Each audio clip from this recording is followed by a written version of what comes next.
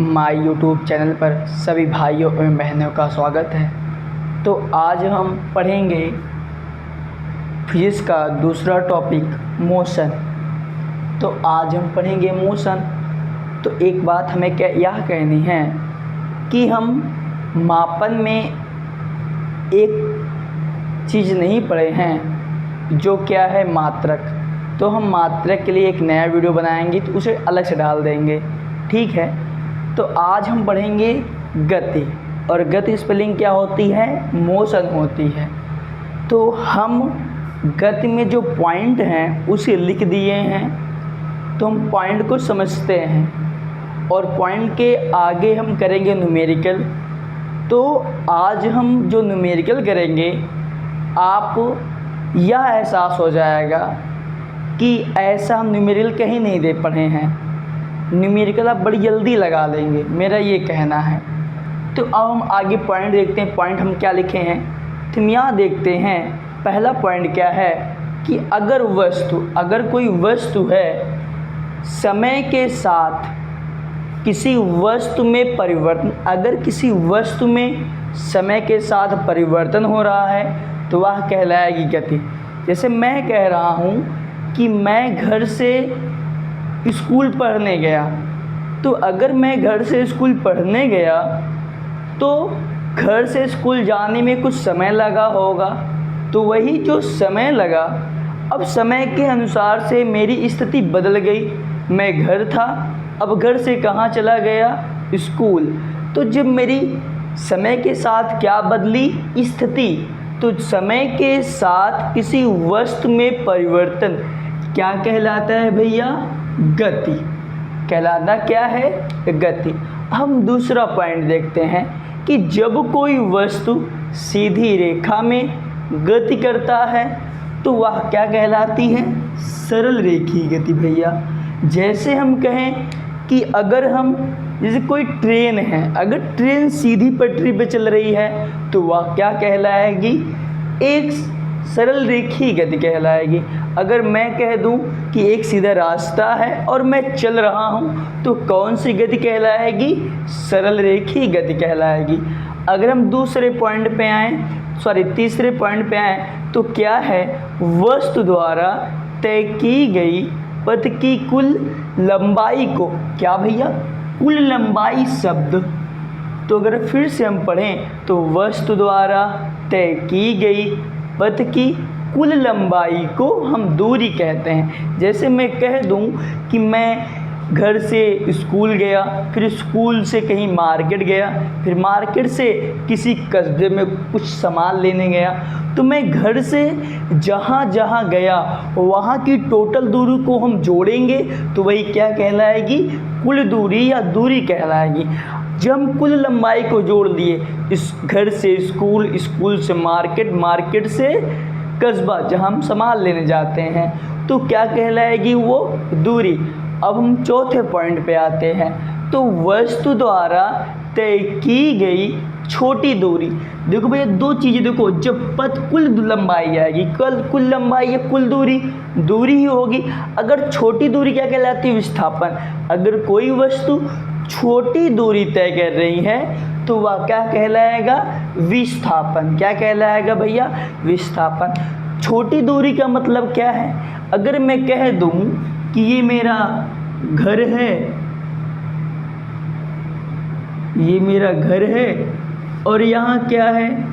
School है। क्या भैया? ये स्कूल है जहाँ हम क्या जाते हैं? पढ़ने। मतलब ये बुक बनाए हैं हम कि ये किताब है, तो किताब कहाँ होती है? स्कूल या लाइब्रेरी मान लेते हैं हम। तो घर है, घर से कहाँ गए? लाइब्रेरी। आजकल फैशन चल गया है लाइब्रेरी। तो अगर हम देखें तो अगर घर से लाइब्रेरी जाने का रास्ता ये है, ये और एक रास्ता सीधे है, तो मैं यह कहूँगा रास्ता तो दो हैं, घर से ये जाने का लाइब्रेरी और यहाँ से यहाँ। तो इसमें जो छोटी दूरी है, अभी ज़्यादा दूरी बता रहा था, ये पड़ रहा था 5 किलोमीटर और ये पड़ रहा था 2 किलोमीटर। तो मैं यह कहा कि एक वस्तु द्वारा तय की गई छोटी दूरी क्या कहलाती है? विस्थापन। तो ये बड़ी दूरी 5 किलोमीटर है और ये 2 किलोमीटर है, तो छोटी दूरी 5 है कि 2 है? 2 है। क्या कहलाएगा ये? विस्थापन। आगे हम बढ़ते हैं। अब हम पढ़ेंगे चाल क्या है, वेग क्या है, त्वरण क्या है। तो एक चीज़ कॉमन है, वस्तु की सब में रहेगा परिवर्तन की दर आएगी। क्या आएगी? परिवर्तन की दर आएगी। तो हम क्या कहेंगे? वस्तु की दूरी परिवर्तन की दर को, वस्तु की दूरी परिवर्तन की दर को हम क्या कहते हैं भैया? चाल। वस्तु की दूरी परिवर्तन की दर को हम क्या कहते हैं? चाल। अब वेग क्या होता है? वस्तु के विस्थापन परिवर्तन की दर को हम वेग कहते हैं। वस्तु के विस्थापन परिवर्तन की दर को हम वेग कहते हैं। त्वरण क्या है? वस्तु में वेग परिवर्तन की दर। वस्तु में वेग परिवर्तन की दर क्या कहलाता है भैया? त्वरण। तो अगर हम देखें कि चाल का सूत्र क्या होता है, तो चाल बराबर होता है दूरी बटा समय। दूरी बटा समय। तो अगर किसी भी चीज़ में समय से भाग होता है तो उस चीज़ में क्या होता है? परिवर्तन। तो दूरी में समय से भाग है तो दूरी में क्या होगा? परिवर्तन। तो दूरी परिवर्तन की दर चाल कहलाएगी। तो वेग क्या है भैया? वेग है विस्थापन बटे समय अंतराल। विस्थापन बटे समय अंतराल। समय। तो देखो विस्थापन में भी समय से भाग है, तो विस्थापन में क्या होगा?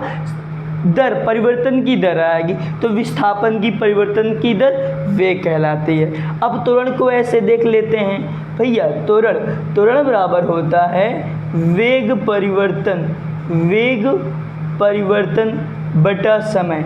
तो देखते हैं भैया, अब इसमें भी समय से भाग है, इसमें भी क्या आएगी? परिवर्तन की दर।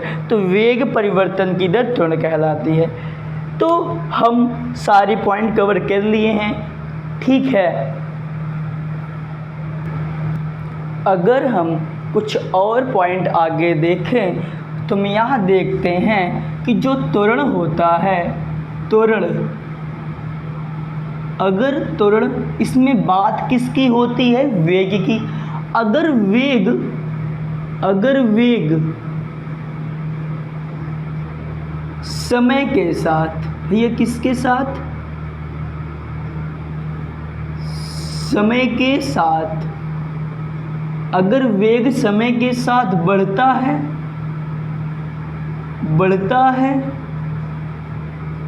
अगर वेग समय के साथ घटता है, अगर बढ़ता है तो कहलाएगा धनात्मक त्वरण, अगर घटता है तो कहलाएगा ऋणात्मक त्वरण। तो अगर कहूँ तो बढ़ रहा है समय के साथ वेग क्या कर बढ़ रहा है, तो क्या शब्द आएगा? धनात्मक त्वरण। भैया धनात्मक त्वरण आएगा। अगर वेग समय के साथ घटता है तो क्या आएगा? ऋणात्मक त्वरण। ऋणात्मक त्वरण। तो त्वरण क्या है? अगर वेग समय के साथ बढ़ता है तो धनात्मक त्वरण, अगर वेग समय के साथ घटता है तो ऋणात्मक त्वरण। ये हो गया। अब कुछ हम देख लेते हैं वैसे ही मौखिक। अगर हम बात करें समान चाल, असमान चाल, समान त्वरण, असमान त्वरण, समान वेग, असमान वेग, तो सीधा कॉमन क्या है कि अगर कोई वस्तु समान समय अंतराल में समान दूरी तय करती है तो समान चाल कहलाती है। अगर वस्तु समान समय अंतराल में असमान दूरी तय करती है तो असमान चाल कहलाती है। उसी प्रकार वेग का भी है। अगर वस्तु समान समय अंतराल में समान विस्थापन तय करती है तो समान वेग कहलाती है। अगर वस्तु समान समय अंतराल में भिन्न भिन्न विस्थापन तय करती तो वह क्या कहलाएगा? असमान वेग कहलाएगा। त्वरण का भी ऐसे है कि अगर वस्तु समय के अनुसार, मतलब कि समय अगर बढ़ रहा है, त्वरण भी वेग भी एक समान से बढ़ रहा है तो समान त्वरण कहलाएगा। असमान त्वरण समय बढ़ रहा है और वेग क्या हो लगातार मतलब बढ़ रहा है कि मतलब तो वेग क्या है? भिन्न भिन्न है, तो क्या कहलाएगा? वेग परिवर्तन भिन्न भिन्न है कहलाएगा असमान त्वरण। अब हम अगर न्यूमेरिकल की बात करें तो न्यूमेरिकल पहले कुछ चीज़ सीख लेते हैं हम। पहला देखते हैं दूरी और विस्थापन के एक साथ करते हैं।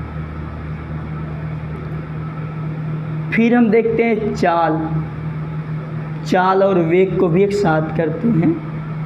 त्वरण। तो जब भी आप सवाल लगाएं तो फिजिक्स का और केमिस्ट्री का न्यूमेरिकल तरीका क्या है कि अगर हम सवाल लगाने से पहले उसके मात्रक जानें। हम कभी भी किसी का मात्रक जान गए तो हमारा सवाल कभी नहीं गलत होगा। तो दूरी विस्थापन मात्रक क्या होता है? मीटर होता है। चाल वेग का मात्रक क्या होता है? मीटर पर सेकेंड होता है। और कभी कभी बुक में ऐसा लिख कर आता है मीटर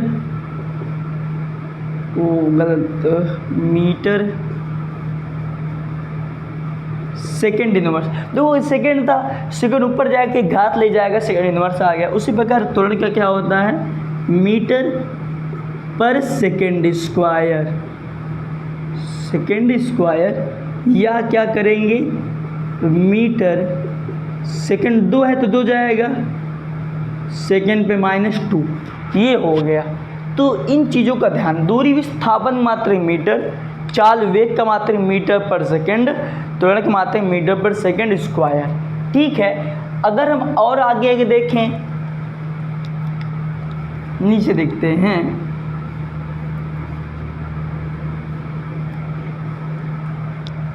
मेन पॉइंट। अगर सवाल पढ़ते समय स्थिर अवस्था, स्थिर, विरामावस्था, ये मेन इम्पॉर्टेंट पॉइंट है भैया, महत्वपूर्ण एमपी है, महत्वपूर्ण पॉइंट, महत्वपूर्ण बिंदु है। और स्थिर अवस्था, विरामावस्था, और बस इतना ही देखेंगे। और दूसरा मेन इम्पॉर्टेंट है रुका शब्द आ जाए, रोकना जैसे शब्द आए, और ब्रेक और शब्द आ जाए ब्रेक, ऊर्ध्वाधर। अगर कोई वस्तु मुक्त रूप से गिर रही है, इसमें तो लिख लेते हैं एक शब्द और बाद में देखते हैं। तो यहाँ अगर स्थिर अवस्था और विरामावस्था सवाल पढ़ते समय शब्द आया है तो वहाँ u जो होगा 0 होगा, और रुका शब्द और ब्रेक शब्द आया है तो वहाँ v क्या होगा? 0 होगा। अब u v भी वेग ही है, और u कौन सा वेग है? प्रारंभिक वेग है। और v कौन सा वेग है? अंतिम वेग है। ठीक है। और इसमें अगर एक शब्द आ जाए मुक्त अवस्था,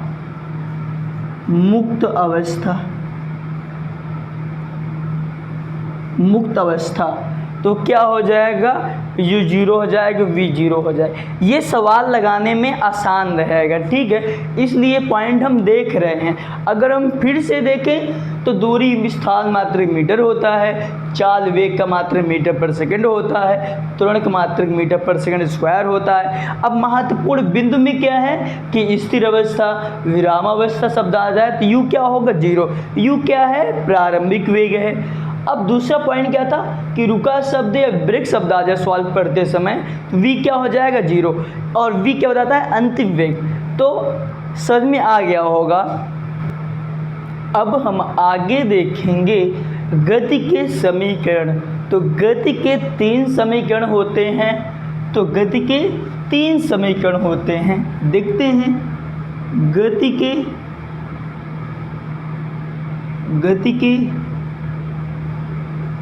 3 समीकरण होते हैं, देखते हैं हम आगे। पहला क्या है? पहला है v बराबर u प्लस at। सेकेंड है s बराबर ut प्लस 1/2 at स्क्वायर। देखो भैया, हम 1/2 एटी स्क्वायर नहीं पढ़ेंगे यार, क्योंकि हम देखते हैं कभी कभी दिक्कत होता है, तो हम इसे देख लेते हैं ऐसे, यस बराबर ut प्लस 80/2, मतलब वही है, लेकिन देखो हम ऐसे याद करेंगे तो मुझे गुणा भाग करने में आसान रहेगा। अब तीसरा देखते हैं, तीसरा क्या है, v स्क्वायर बराबर u square plus 2a yes है, 2a यस है। अब हम देखते हैं जो पहला समीकरण है इसमें लोग कितने हैं। अगर हम बात करें तो इसमें हैं कितने लोग, इसमें हैं v है, नीचे देखते हैं, इसमें v है, u है, a है और यस है और t है। तो कितने लोग हुए, तो v है, u है, a है, यस है, t है। तो इसमें 1 2 3 4 5 लोग हैं। अगर हम पहले समीकरण में देखें तो v है, u है, a है, t है क्या नहीं, तो यस नहीं है। तो हम यह कहेंगे कि गति का जो पहला समीकरण लगेगा जब यस नहीं रहेगा, जब यस नहीं रहेगा, यस नहीं रहेगा, तब कौन सा सूत्र लगाएंगे हम, गति का पहला समीकरण।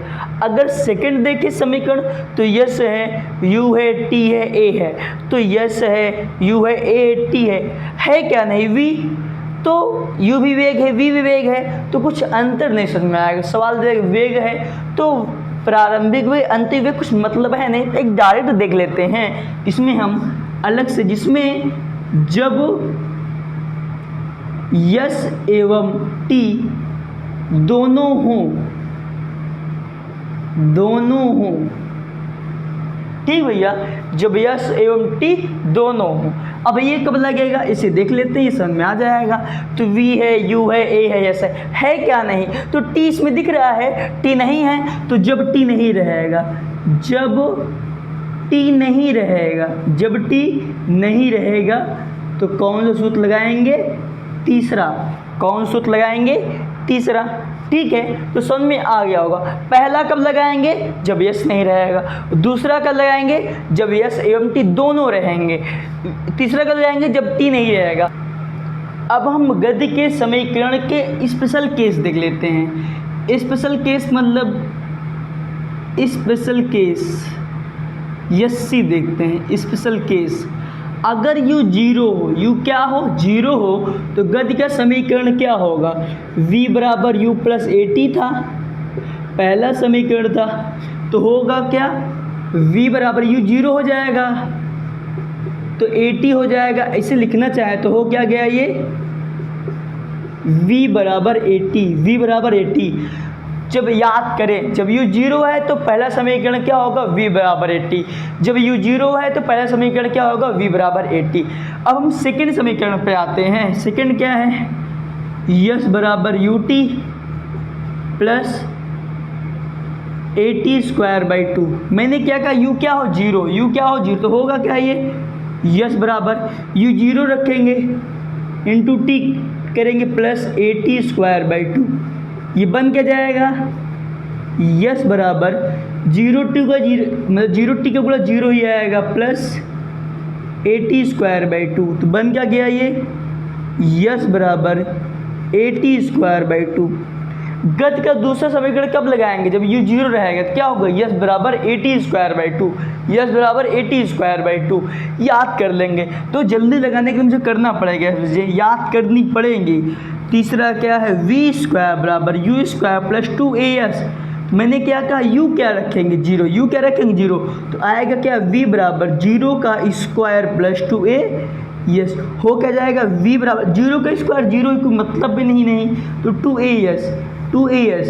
तो हो क्या गया, अगर u बराबर जीरो है तो तीसरा समीकरण क्या बन जाएगा, v स्क्वायर बराबर 2as, v स्क्वायर बराबर 2as।